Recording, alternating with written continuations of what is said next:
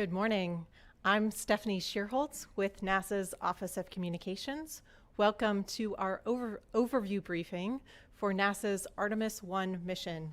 The agency is currently targeting no earlier than Monday, August 29th, for liftoff of the Space Launch System rocket that will propel the Orion spacecraft on its mission around the moon and back to Earth. The first in a series of increasingly complex missions, Artemis I will be an uncrewed flight test that will provide a foundation for deep space exploration and demonstrate our commitment and capability to extend human existence to the moon and onto Mars. We have several experts here to talk with us today about the Artemis I mission. Here in the room with me are NASA Administrator Bill Nelson, Mike Sarafin, the Artemis I mission manager here at NASA headquarters, Bhavya Lal, Associate Administrator for Technology, Policy, and Strategy at NASA headquarters.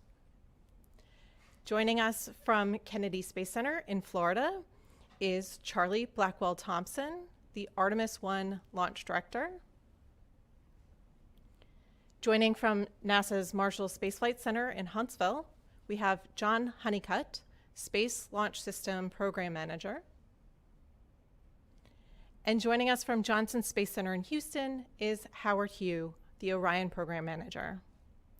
Each of our speakers will share opening remarks, then we'll take questions from reporters on the phone line. Reporters can enter the queue by pressing *1 on their phone at any time. First, we'll have remarks from NASA Administrator Bill Nelson.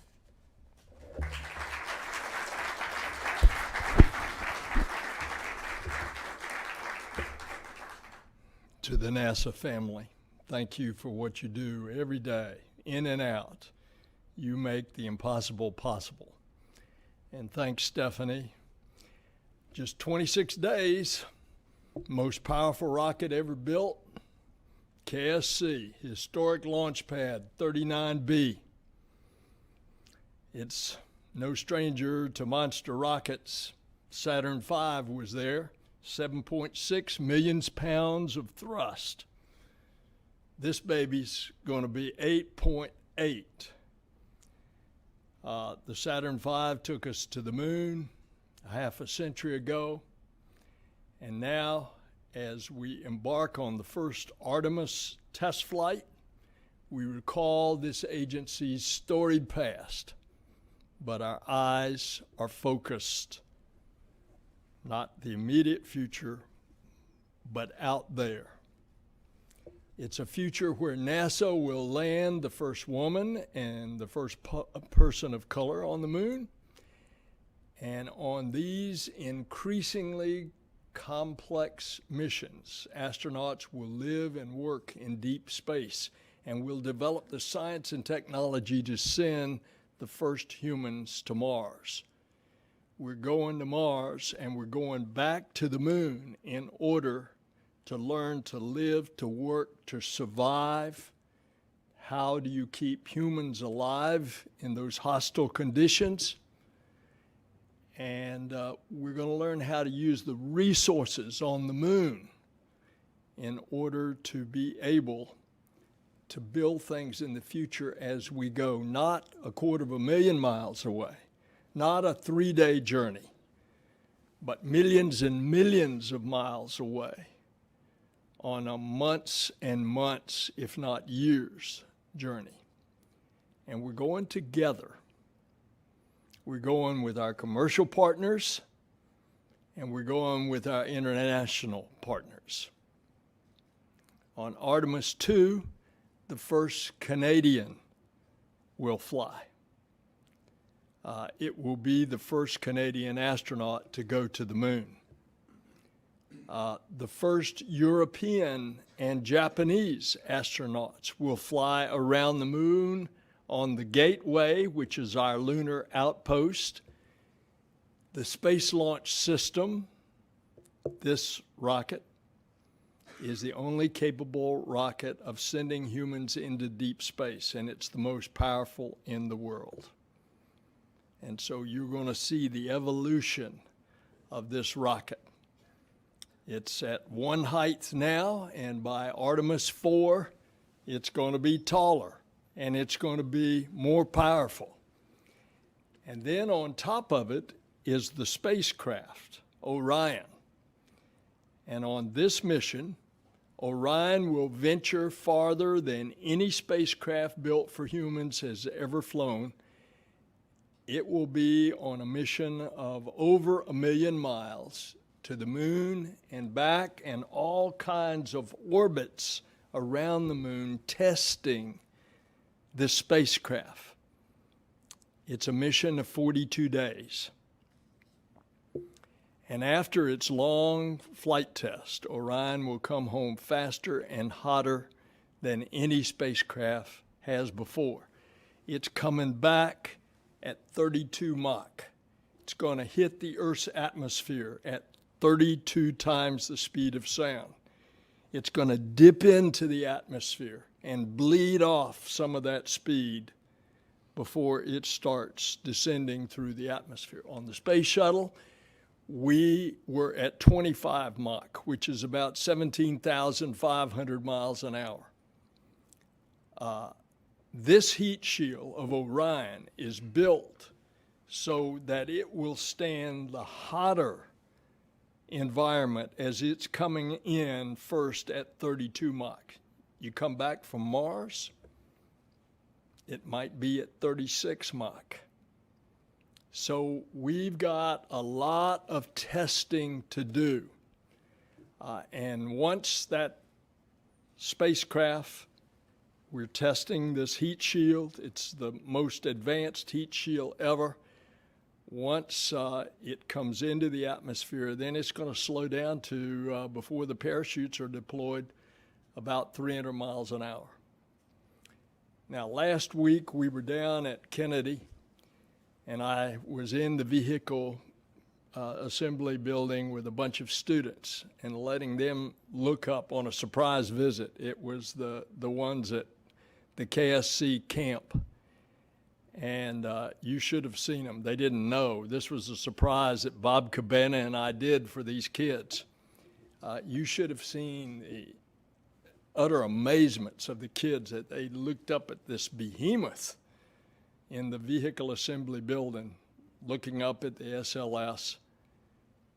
We saw the hard work of thousands of people around the world that was proudly on display right there, and soon that baby is rolling back out to the pad. 17 stories high, solid rocket boosters, enormous core stage holding the liquid hydrogen and oxygen tanks.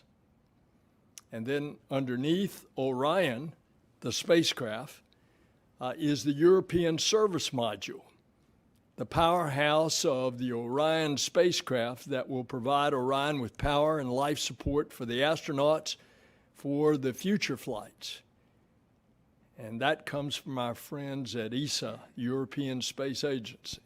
And I'm telling you, a couple weeks ago, I was in Europe, and they are gaga. They are so excited about NASA and what's happening and to be a part of it. And it tells you something about NASA. It tells you about our international program and our international outreach. And so this rocket is an incredible feat. And I want to underscore that this is a test flight. It's just the beginning. We've learned a lot over the years. We've learned a lot that we're going to be able to apply in the coming years. Developing a new rocket, and this is a new rocket. It's a derivation of the solid rocket boosters from the shuttle. 4 segments. This is 5 segments. It's a derivation of the core stage for the space shuttle, but so much different, so much larger, more complex. And when you look at the rocket, it almost looks retro. Looks like that we're looking back toward the Saturn V, but it's a totally different, new, highly sophisticated, more sophisticated rocket and spacecraft. And we're going to learn from this Artemis I. We're learning through the challenges, the accomplishments. Artemis I shows that we can do big things, things that unite people, things that benefit humanity, things like Apollo that inspire the world. This is now the Artemis generation. We were in the Apollo generation. This is a new generation. This is a new type of astronaut. And to all of us that gaze up at the moon, dreaming of the day humankind returns to the lunar surface, folks, we're here. We are going back. And that journey, our journey, begins with Artemis I. This team is going to tell you today more about our goals for the mission and what's on board. They're going to explain how these mission objectives are going to inform our future, inform how our crewed missions to the moon are going to be, and beyond. And remember, it's not the sky that's the limit. We're learning from the James Webb Space Telescope how big this universe is. The universe is the limit. So let's go, Artemis I. Thanks.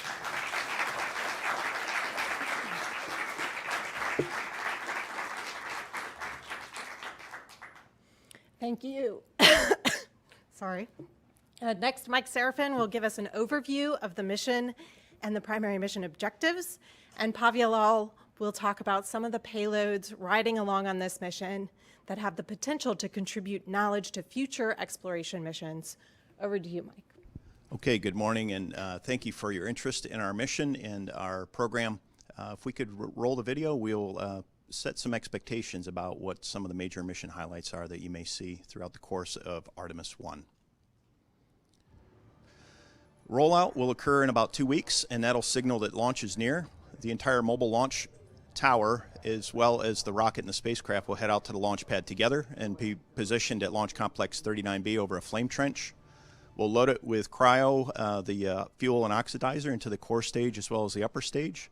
And when all systems are go, we'll give the go for launch, and Artemis I will begin. The 32-story tall rocket will climb its way up through the atmosphere, and in 2 minutes, all the solid propellant in the boosters will be consumed and jettisoned, as well as all the liquid fuel in 8 minutes, and the core stage will be jettisoned. The upper stage, as well as the Orion spacecraft, will then proceed in one lap around the Earth. Orion will deploy its solar arrays and get off of battery power, and then will commit to the moon at the point of translunar injection. At that point, the rocket has done its job, and now Orion is on its way to the moon. At its closest point, Orion will be just 62 miles from the surface of the moon, and its farthest point, it'll be 38,000 miles past the far side of the moon, which is 250,000 miles away. When we return to the Earth, the European service module will be jettisoned. It will have done its job, and Orion will set up for its primary objective, which is Earth reentry. After the peak heating period, the parachutes will deploy, and the spacecraft will splash down the Pacific Ocean off the coast of California, where a U.S. Navy team and NASA team will receive the awaiting spacecraft. We'll retrieve all the data off of it, and that will inform our readiness as well as help us understand our ability to fly astronauts on the very next mission on Artemis II. So those are some of the highlights you can expect. We intend to bring each and every one of you along throughout the course of the mission. We will share imagery both from the ground as well as the launch vehicle and the spacecraft throughout. Our primary objectives for the mission, we've got 4 primary objectives. Priority 1 is to demonstrate the spacecraft's ability to re-enter at lunar re-entry conditions. We need the rocket to do its job in order to set up those initial conditions. So all that chemical energy that's stored in the solid boosters and liquid fuel that's stored in the core stage and the upper stage needs to be delivered to the spacecraft and put in the form of kinetic and potential energy, and then the heat shield will take that back out through aerodynamic drag as it re-enters the Earth's atmosphere. That's priority number 1. Priority number 2 is to demonstrate the vehicle in the flight environment. That is all the way from the launch pad, all the way out to the moon, and back to Earth. In order to do that, we need to demonstrate the rocket's ability to lift off safely from the launch pad. That 8.8 million pounds of thrust is going to reflect off the launch pad and bounce back up in terms of vibroacoustic shock. We have water sound suppression that is there to dampen that shock as the rocket lifts off. We also have these umbilical arms that are roughly the length of a tractor trailer and weigh thousands of pounds that need to retract in those initial moments at liftoff at first motion and clear the path of the rocket as it accelerates up off the launch pad. As we head up through the atmosphere, we're going to go through the period of maximum aerodynamic loading, or max Q. The rocket and the spacecraft need to survive the ascent environment. And then all the separation events. We'll jettison the boosters. We will jettison the service module fairings that are an aerodynamic shell that cover the solar arrays during the Earth ascent. We'll jettison the launch abort system, and then we'll jettison the core stage. All these things need to work perfectly and in sequence in order to put Orion on its way to the moon. We'll demonstrate the propulsion systems to perform the translunar injection maneuver, as well as the ability of Orion to enter a lunar orbit and then return from lunar orbit. We'll communicate with assets that are beyond what we use for low Earth orbit and terrestrial users. Low Earth orbit and terrestrial users typically use the tracking and data relay satellites that are in geosynchronous orbit. They typically use the global positioning navigation system that is halfway to geosynchronous orbit. We're going to communicate and navigate using the Deep Space Network, radiometric tracking, and optical navigation. We are also going to fly out through the Earth's Van Allen radiation belts. We will no longer be afforded the ability to have the Earth's magnetic field shield us from the deep space environment. So we're going to fly into the deep space high radiation environment, and we'll experience what it's like for our astronauts to fly on subsequent missions under those conditions. So that's priority 2, demonstrate the spacecraft and the launch vehicle's ability in the flight environment. Priority 3 is to simply retrieve the spacecraft. We get the high precision avionics on board for programmatic cost savings and reflight on later flights. We also get the spacecraft structure back for environmental testing on later flights. And then we get all the data that's recorded on board. We're going to have a blackout period during peak heating. A plasma field is going to envelope the spacecraft during reentry, and we will not be able to communicate with it. So the telemeter data that would normally come to Earth is not going to be able to be received on the ground during that period. So we're going to get all this data back to help us understanding our engineering uncertainties, as well as what the flight environment was like from launch to splashdown. That's priority 3. And then priority 4 is to perform some payload objectives, and Bhavya will talk to you about the payload objectives. It is to perform outreach and share remarkable images with each and every one of you. Images that include Orion taking selfies down the solar array wings of itself in the foreground, the moon in the background, and the Earth 250,000 miles away. So we intend to bring each of you all along as we conduct this Artemis mission, and we very much look forward to bringing each and every one of you on this mission with us. So with that, I'll turn it over to Bhavya. Thanks, Mike. So as I sit here today, I'm thinking of Nichelle Nichols, Lieutenant Uhura, to most of us who grew up watching Star Trek, who passed away this weekend, as many of you know. She was a great supporter of NASA's. Trailblazers like her are the reason folks like me are at NASA today.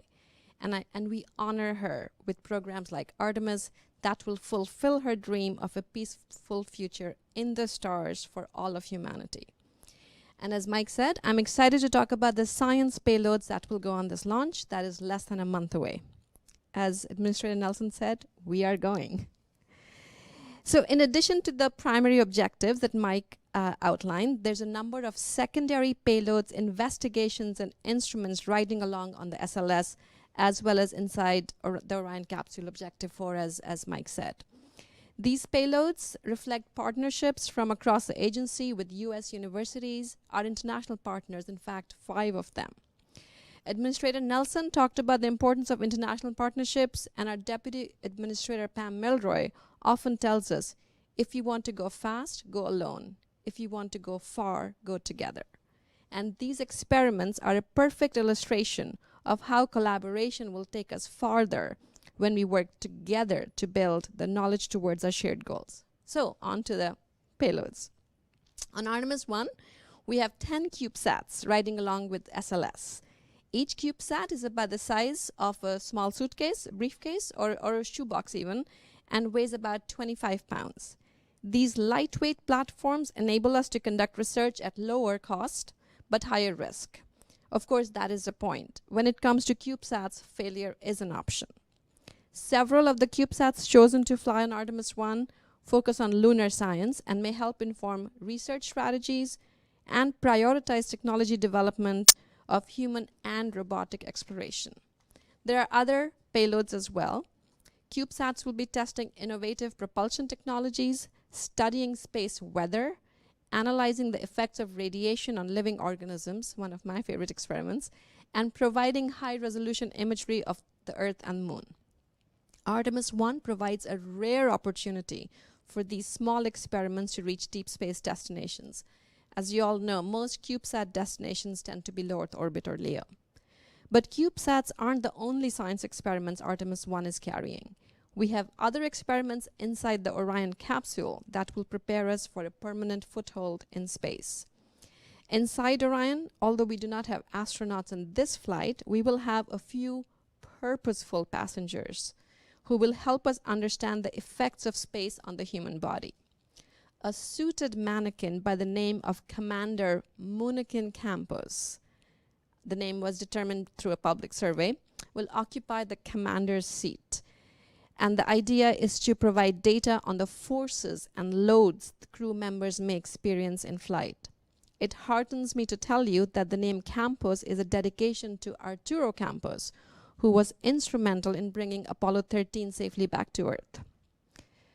Other experiments, so as Orion travels beyond the protection of Earth's magnetic field, it will be exposed to a harsher radiation environment than crews aboard the International Space Station experience.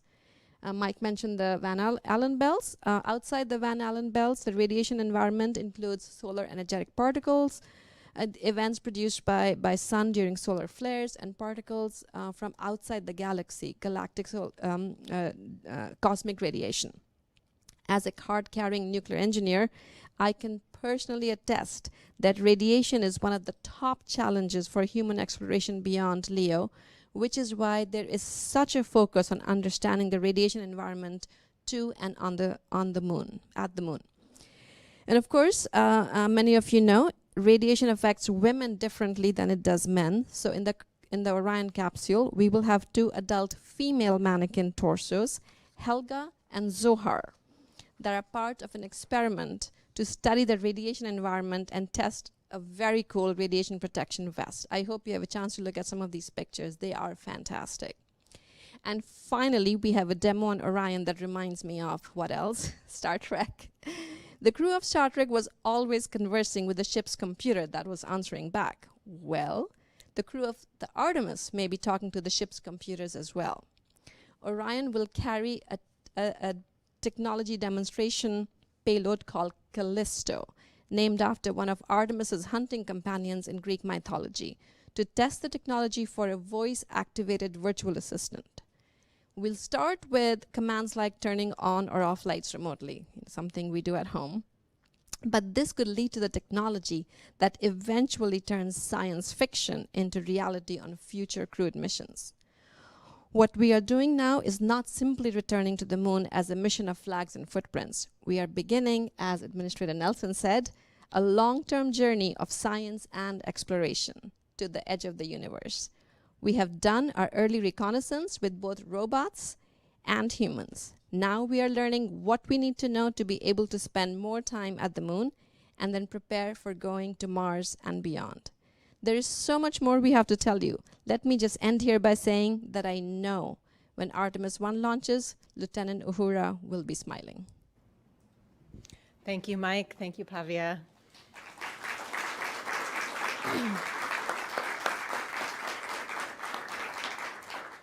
For those who want to learn more about the secondary payloads, we will have a briefing opportunity in the next couple of weeks with principal investigators and representatives for each of the payloads. Now let's head over to Kennedy Space Center in Florida to Charlie Blackwell-Thompson.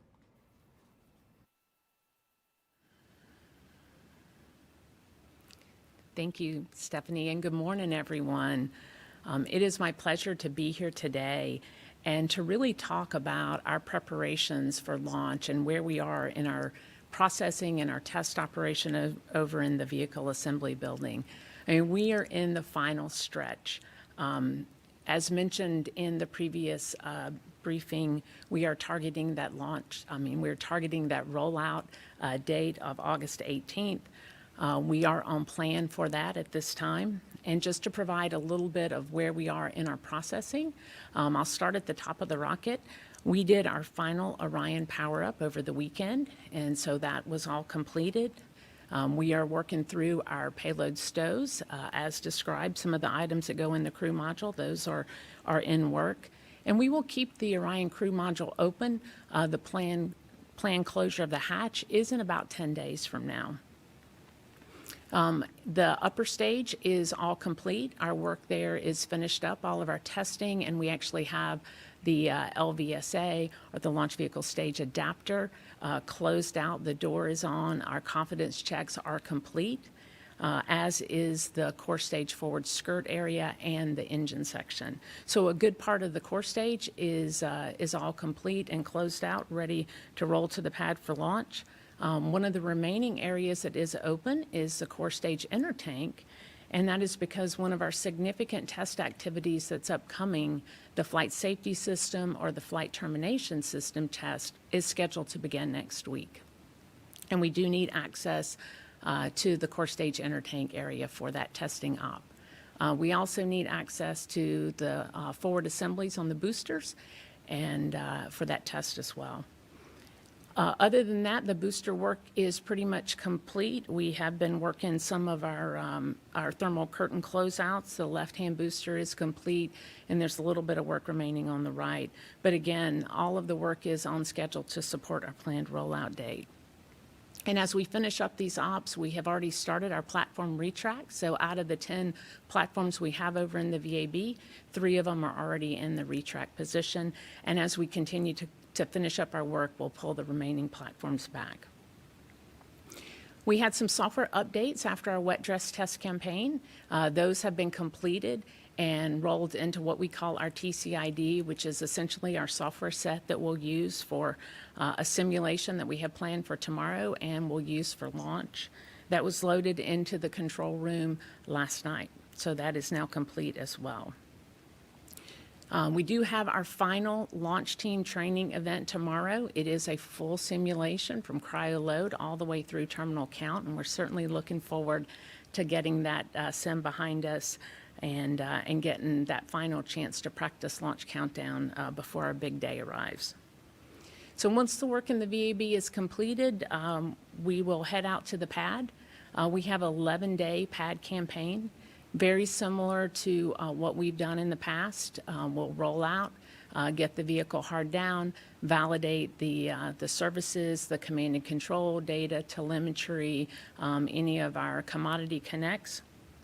And then we'll get into our work over in Orion, extend the crew access arm, open up the hatch. We do have some testing, some program-specific engineering tests that we'll be doing. These are similar to what we did in our first campaign for Wet Dress Cell 1. We do have a few additions there, but we'll take care of that, as well as servicing the boosters and our launch countdown preps, and then into launch countdown itself. So for that August 29th launch attempt, we would look to have called the stations at 09:53 on Saturday, the 27th, and our tanking operations would begin early in the morning on Monday. We have added a little bit of time to our countdown. We added an hour of time to our hold before tanking, and that was to take care of a couple of things. The first is, as part of our wet dress loading operations, we found we needed a little additional time, and we wanted to make sure that we were all set up and configured for an on-time launch. We will get into our tanking ops, and then once that is completed, the loading sequence is the same as what was demonstrated during wet dress in terms of we start with core stage, and start with locks, then LH2, and then we'll pick up with the upper stage load, LH2, and then locks. Once that is complete, we have some range safety checks that we'll perform. We demonstrated those during wet dress. We will demonstrate them again for launch day, and then we'll get into our terminal count. we'll count down through those critical milestones down to T0, where we'll hand over at booster ignition and liftoff to the flight control team. So as several others have said, this is a very exciting time. This is our first launch. It's been a great learning experience for our team as we've gone through the testing, the wet dress campaign, and rolled those lessons learned into our launch planning. And I expect that we'll continue to learn some things as we go through launch countdown. But I am very pleased with where we are in our preparations, and certainly looking forward to finishing up the work in the VAB, seeing this amazing vehicle roll to the pad, and finish up the final preparations for launch. That's great. I can't wait to see it. The mission has been so many years in the making, and so we have a brief video to share with you reflecting on the work that has brought us to this moment.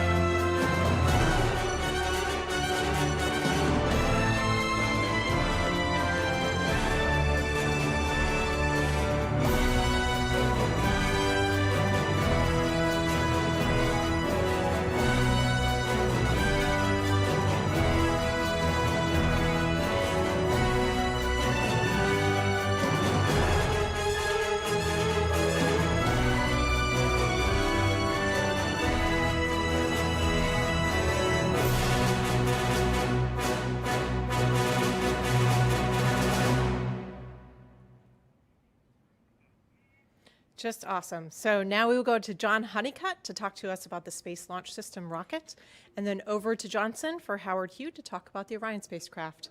Over to you, John. Thank you, Stephanie. I like to start off by telling you that a lot of our team spent a good part of their career at NASA working on the space shuttle on missions to low Earth orbit. And we learned a tremendous amount about designing and operating the space shuttle and designing and operating a launch vehicle built for human exploration. So now, for the first time since 1972, we're going to be launching a rocket that's designed for deep space. Our team really took advantage of everything that we learned from flying the shuttle and, of course, from the Saturn V rocket. I will tell you that we've got an excellent design in the rocket, and we understand where our margins and our sensitivities are, and I have a high level of confidence that we will be able to safely send humans into deep space. That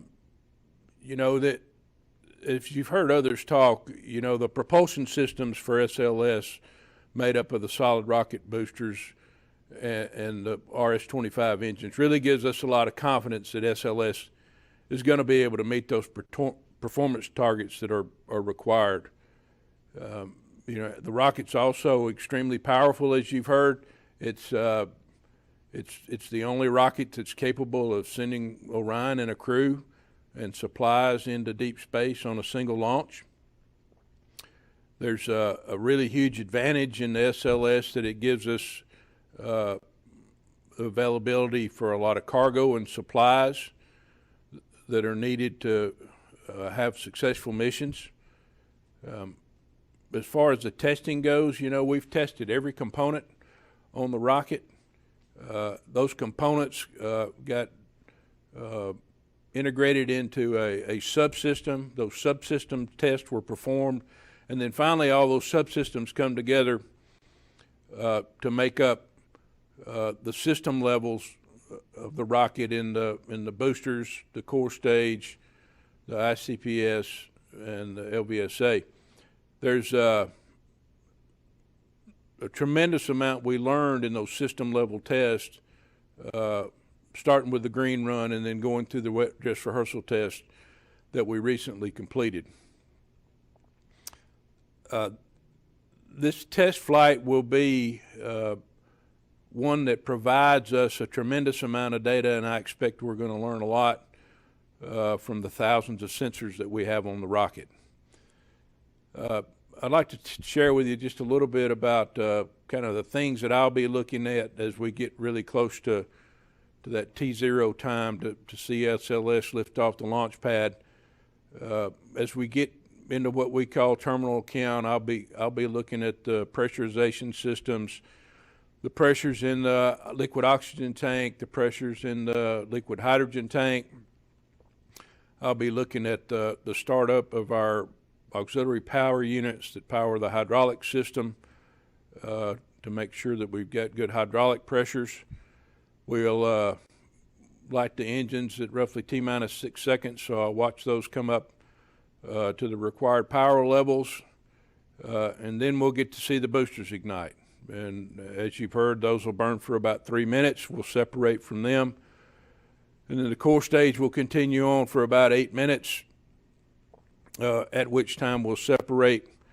And then we're getting close to the time where the upper stage will take over in about 2 hours. And so as you heard, we'll do a couple of burns with the upper stage on the rocket, one to raise to orbit and the other to set Orion on its way to the moon. And then the final thing that SLS is responsible for will be to deploy those 10 CubeSats and get them on the way that you heard about earlier. So now I'd like to turn it over to Howard Hugh. Howard's the Orion program manager, and Orion's going to share more with you about the Orion journey. So Howard. Yeah, thanks, John. Appreciate that. Good morning, everyone. Certainly very exciting times in the Orion program as we embark on our first mission to the moon with this fantastic rocket and our Orion spacecraft. You know, this Orion team, we've done a tremendous amount of work getting ready from designing, manufacturing, and testing the spacecraft to ensure its success as we embark on our first mission to the moon on Artemis I. You know, it's been a very collaborative effort across multiple NASA centers with our industry partners and, of course, our suppliers across all 50 states, and including the European team as well. Administrator Nelson mentioned earlier, the European team is a very important part of the Orion spacecraft. European Space Agency and their industry partners across 10 European countries is responsible for building the European service module. It's the powerhouse side of the vehicle, where it's got the primary propulsion, power, and life support resources we need for Artemis I. You know, one of the things that is very important, and the video reminded and brought some good memories back of all the testing we've done on the spacecraft, both in Europe and in the U.S. You know, we've had significant effort, not only testing every component, spending hundreds of thousands of hours testing those components, testing the integrated system, and testing the Artemis I spacecraft. Really, really great tests that we performed. And of course, we've also had 3 previous flight tests, 2 testing our launch abort system, and of course, the exploration flight test 1, which we were able to demonstrate some of the crew module capabilities along with the parachutes. So that was very good in terms of being able to check out the systems, not only on the ground, but our previous flight test to be ready for Artemis I mission. Now, you know, as you may have heard and heard from others, you know, Orion is designed for a deep space type of mission at the very beginning. Our core systems, we're using advanced life support systems, avionics, communication, guidance and navigation and control, software and hardware. And all those systems are reusable going forward as well. So it's really important that we have a good opportunity to test those systems together on Artemis I. And of course, Administrator Nelson also mentioned our heat shield, the biggest heat shield we ever built to withstand the lunar entry velocities of 25,000 miles per hour. And it's certainly very important that we accomplish that objective as part of Artemis I and really demonstrate what we know from our ground testing, the capabilities of that heat shield. And finally, as you're hundreds and thousands of miles away from home, our Earth, you want to make sure you have capability not only to ensure crew safety, but also recover from contingencies. And we built systems on board, not only backup systems, but hardware and software that allows a crew to have a complete insight into the vehicle and be able to recover, along with automated fault detection and recovery software that'll be important to help and assist in that kind of situation. So overall, when we look at the Orion systems, we have not only the primary systems, but we also have a lot of capability to ensure our success in the event of a contingency. And finally, we're very excited for Artemis I mission. It is going to be fantastic. We're going to be able to execute the entire spacecraft system, demonstrate all our capabilities that we've shown on the ground in that harsh deep space environment. It is going to be a tremendous opportunity to test all those systems together. And of course, as I mentioned earlier, one of the things that we're looking forward to as a primary objective is that heat shield performance. Coming in at 25,000 miles per hour, 5,000 degrees of heating during reentry is going to be really great to demonstrate our heat shield capability, making sure the spacecraft comes home safely, and of course, for future missions, protecting the crew. And of course, the other subsystems, I can't forget about those. Along the mission, we'll be testing those as well. Mike mentioned optical nav. We're looking at optical nav performance as we go out to the lunar orbit. We'll be checking out our primary space shuttle orbital maneuvering engines that we're using as our main engine and checking that out prior to lunar injection. And of course, we're going to be checking out our end-to-end comm system, using that deep space network. And that's going to be a tremendous opportunity for us to utilize that capability and make sure we have communication with the ground. And of course, finally, when we come back from lunar trajectories and we're about to land, our parachutes are going to deploy, another opportunity for us to demonstrate our parachute performance and, of course, our recovery operations as well. So, Orion has gone through a lot of testing, a lot of preparations. Charlie mentioned our final power-up last few days ago. We're ready to move forward, and we're certainly excited to be part of this Artemis I mission. Can't wait to launch on the SLS rocket, and we're ready for getting to the moon. Thank you, and back to headquarters.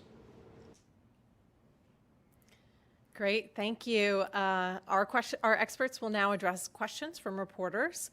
You can press *1 on your phone to be entered into the question queue at any time. Your phones are on mute now. The operator will open your mic when we call on you for a question, close it afterward. Especially because our experts are in several locations, please do identify to whom you're addressing your question. Please respect everybody's time by keeping it to only one question, and if we have time, we'll do a second round of questions. Okay, let's go ahead and get started. First up is Marcia Dunn of the Associated Press. Oh, hello. Good morning, everyone. My question is perhaps for Mr. Sarafin, Mr. Honeycutt, or even the administrator. I was hoping you could briefly compare the SLS rocket with the Saturn V and also SpaceX's Starship, the pros and cons, and could you also touch on what's at stake here? How crucial is it for Artemis I to succeed? Thanks. Thank you for the question, Marcia. In terms of comparison of SLS to Saturn V and Starship, obviously we've got flown test data on Saturn V, and as was stated earlier, the performance of the Saturn V was about 15% less than what we expect for the Space Launch System under this current initial configuration, which we call Block 1, which is with the interim cryopropulsion stage. When we upgrade later to the enhanced upper stage, or what we call Block 1B, we'll be able to deliver even more cargo to low Earth orbit, and we'll go from 70 metric tons to roughly 105 metric tons. So that's a relative comparison to the Saturn V. Now, in terms of comparison to Starship, they're working through their test program. I think that question is more appropriate for SpaceX. However, we know that their model requires refueling in low Earth orbit in order to deliver crew and cargo to the moon or wherever their destination is beyond low Earth orbit.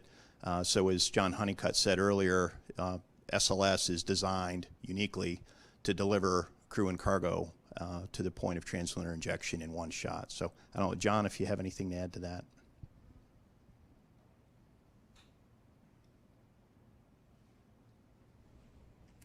Yeah, nothing more to add, Mike. Well, I'll add your question, how important is this that it works? Well, it's very important because this is a test flight. We are actually going to push this test flight, stress it more than we will with a crew on board. And one of the things is the heat shield. It's a test flight. The heat shield's not been flown before. That's why you do a no crew test flight first. We didn't have that luxury on the space shuttle because you had to have a crew on board, but it had already tested a number of elements, those silicon tiles on the space shuttle. This is an ablative heat shield, and the only way you can test it is to get it out there and let it come in at 32 Mach. So that's very, very important. With regard to the comparison, we often hear this question, well, how does it compare, et cetera. This is the only rocket that can now go with a spacecraft to the moon. We expect that SpaceX will have their lander ready, but that's not a return. That's a lander on the moon, and that'll be for Artemis III in the landing, which we hope will be late 2025. The other thing that you should know is that when we have a crew and we go into that, what they call the NHRO orbit, that rocket going to the moon has got to pull a left hook and go into an elliptical orbit around the moon that is as if it is the face of a clock facing us. So that's a new maneuver that we have to do that we've never done before. And remember, Apollo went into equatorial orbit. This one's going into polar orbit, and it's also going to be an orbit that is lined up this way, facing the Earth, and the spacecraft will orbit there in that elliptical orbit. Thanks, Okay. Stephanie. Yeah, thank you all. Our next question is from Bill Harwood of CBS News. Yeah, hey, thanks. I'd like to follow up on something the administrator just mentioned for Mike Sarafin. Could you give us a sense of what sort of additional risk you're all willing to take with an unpiloted flight like this one that you wouldn't take with a crew on board? Okay, I won't ask the second question, but that's my question. Thanks. Bill, that's a great question. And the answer is we have a lean forward strategy on Artemis I because it is an uncrewed test flight. We are deliberately leaning forward in the interest of getting our priority one objective, which is demonstrating the heat shield at lunar reentry conditions, leaning forward to get through the point of translunar injection, to put all that energy into the system so that the heat shield can take it out later. So if you're looking at relative comparison to go, no go criteria for later crewed missions, we will be go for failures on Artemis I that we would normally be no go for on Artemis II on a crewed mission in the interest of crew safety. Because we are looking at this from the macro perspective and the manifest perspective, we are trying to buy down risk for crewed flights. So we're willing to take more risk on Artemis I on an uncrewed test flight than we would on later crewed flights. So it's a great question. Thank you for that. And by the way, that's why this is a 42-day mission. They're pulling all kinds of maneuvers as they go around the moon. And just remember, it's a test flight. Okay, great. Next question is from Todd Shields of Bloomberg News. Hi, thanks very much. I don't know who should field this. It's very general. Last briefing, you all mentioned 3 possible dates, August 29, September 2, September 5. Does that array still hold, and when will we know when you have a definite date? Thank you. Yeah, thank you, Todd. Yes, the dates that we talked earlier with a media call with Jim Free still hold. August 29th is our target date, and we've reserved that with the Eastern Range. So we've got basically a date with the range on the 29th of August.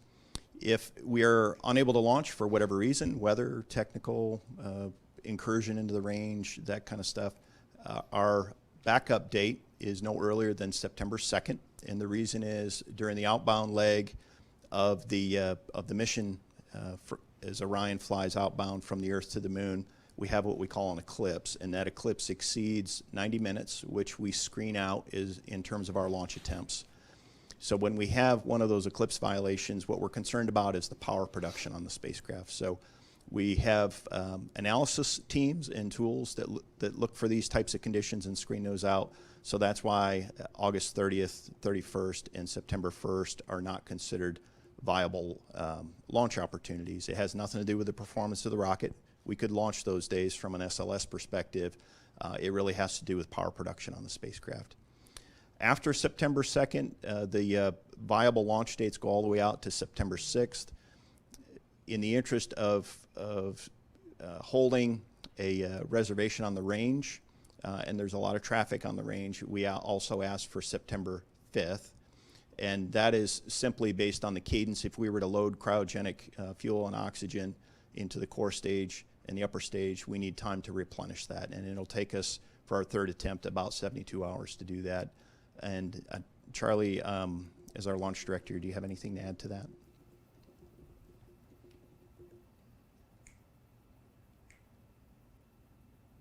Let's see, Mike, I think you covered it. The only thing I would add is that, those are all target dates, and certainly depending on the reason that you scrub and how much commodity you used or how much maybe is remaining in the tank, certainly are drivers. We have all of those discussions at our scrub meeting when we set the official next attempt. But other than that, I think you covered it very well. Okay, great. We'll keep pressing on with questions. The next one is from Jeff Faust of Space News.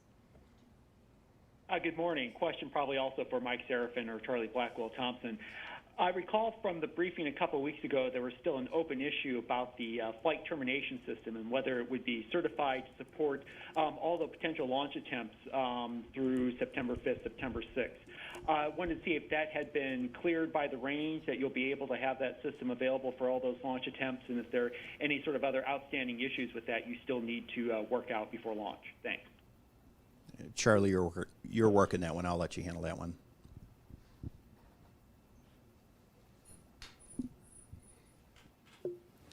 Okay, sure. I'll be happy to take that.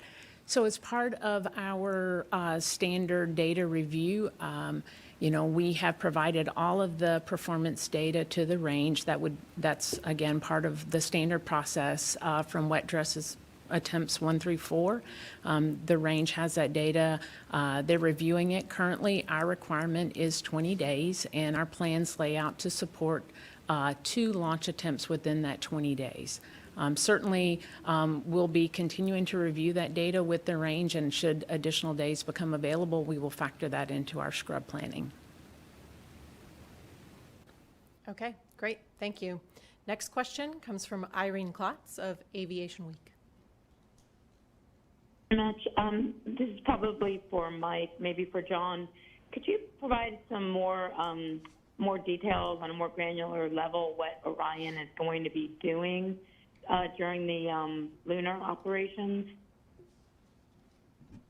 Let's see. I'll start with that one, Irene, and Howard, you can add anything that I missed. But as we head uphill, Orion will need to be converted from an ascent configuration or a launch configuration, which is designed to protect abort modes on crewed flights, into a spacecraft.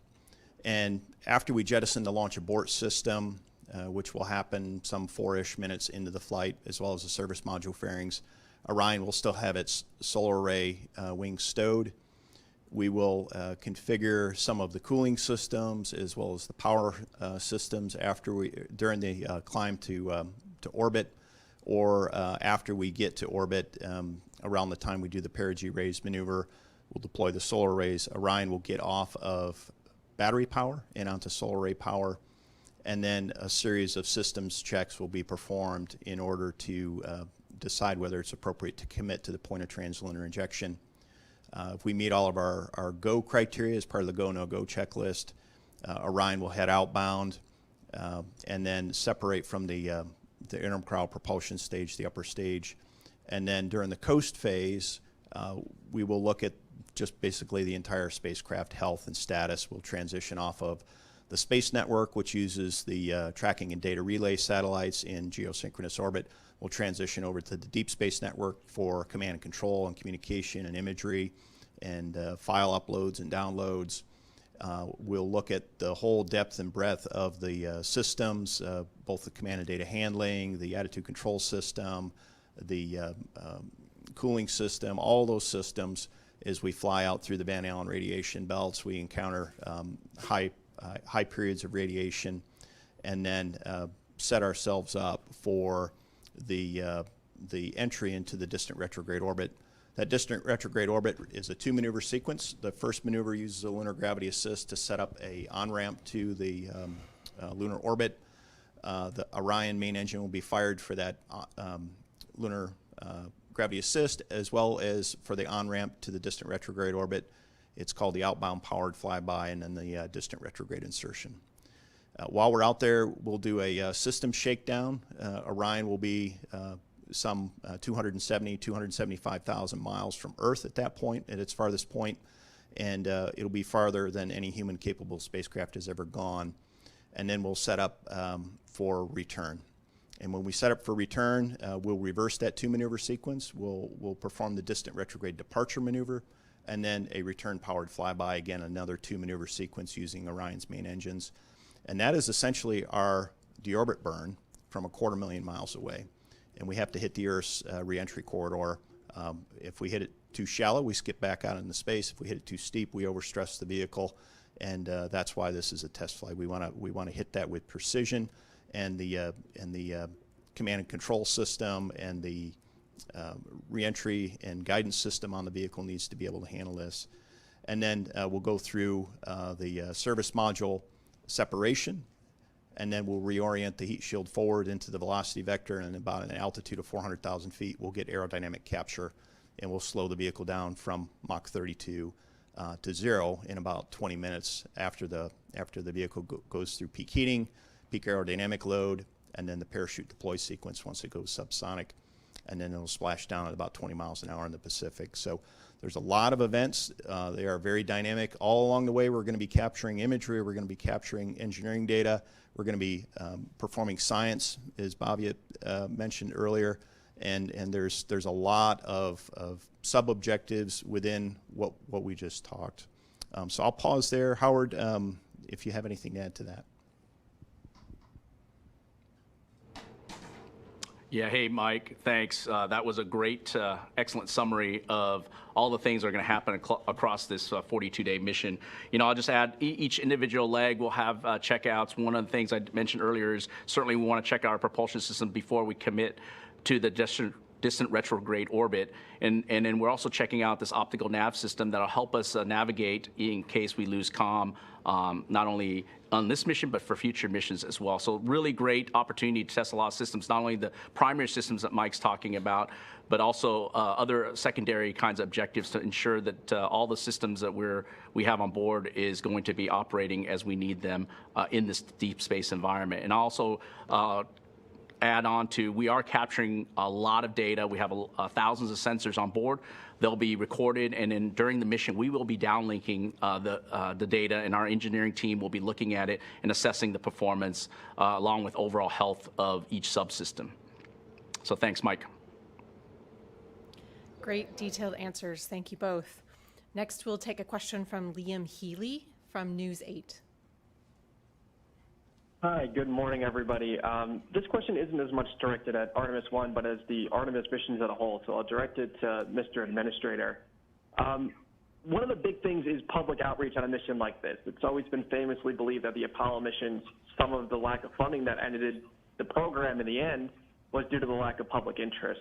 I work in a newsroom full of people, and out of 20 people that were in our meeting this morning, there were 2, including myself, that knew that we were going back to the moon. So what's your long-term plan to keep public interest active with this as we go through the long-term stages of the deep space missions that are planned as a result of this? Tell me what your news organization is. Only 2 people in your newsroom knew about this? Yeah, we're a local CBS affiliate in Rochester, New York. Okay. If you were the local in Orlando, Florida, it'd be a whole different story. However, the point you make is a good one.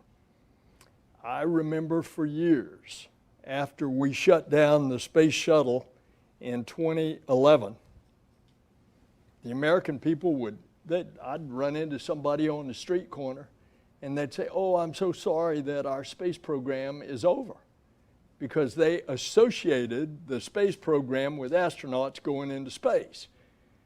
Now, anybody who has been awake in the last few months with the James Webb Space Telescope, they certainly have another aspect that they have absolutely been riveted to about what we're doing in space. And as we get to the point of putting human beings on 8.8 million pounds of thrust coming off the Earth, I can guarantee you that people are going to start understanding the space program again. And when the first woman and the next man land on the moon in Artemis III, I rather suspect that's going to be a page 1 story. And it will lead the top of your newscast. And the American people will be back understanding what's happening. This is part of the excitement of our space program. When you take, although we do these gee-whiz things with robots and instruments, and certainly the rover Perseverance on Mars and the little helicopter really caught the imagination. But you put a human being that's walking around on the surface of the moon, and it takes it to a whole new level. Great, thank you. Our next question is from Micah Maidenberg of the Wall Street Journal. Hi there.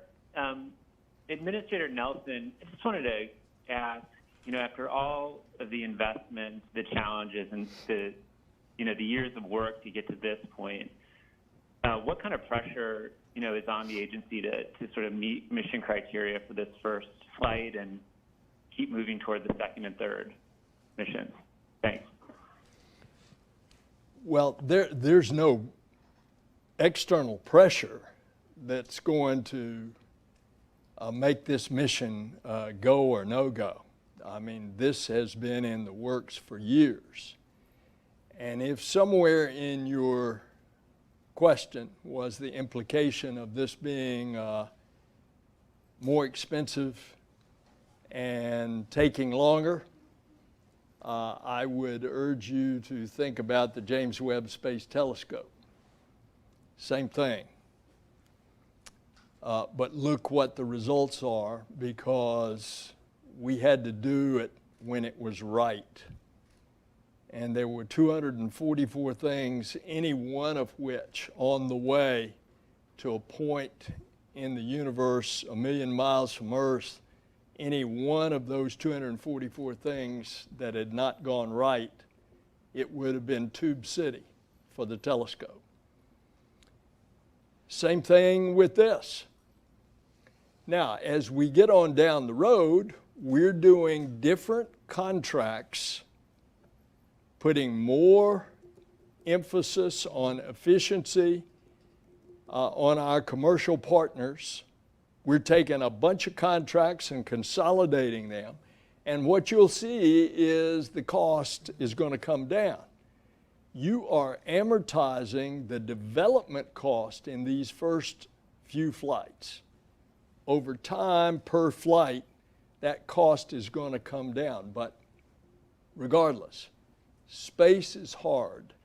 And when you're developing a whole new launch capability to support human life and bring them back safely, it's going to cost some money. Thanks for your question. Thank you for all the questions. We unfortunately have more questions than we do time today. However, we do have another briefing on Friday, August 5th at 11:30 a.m. Eastern Time from NASA's Johnson Space Center in Houston, and we look forward to answering more of your questions during that in-depth briefing. If you do need questions answered prior to that briefing, please do reach out to Catherine Hambleton and Rachel Kraft, our public affairs officers, who can get answers to your questions. And then tune in on Friday at 11:30 for that mission timeline and spacecraft operations briefing with us on NASA TV and nasa.gov/live. You can, of course, follow along with the updates for Artemis I and check out the latest mission resources as well, including the press kit and reference guide on NASA's website. That URL, which is all lowercase letters, can be found at nasa.gov/specials/Artemis-Roman numeral 1. Thank you for joining us, and have a lovely day.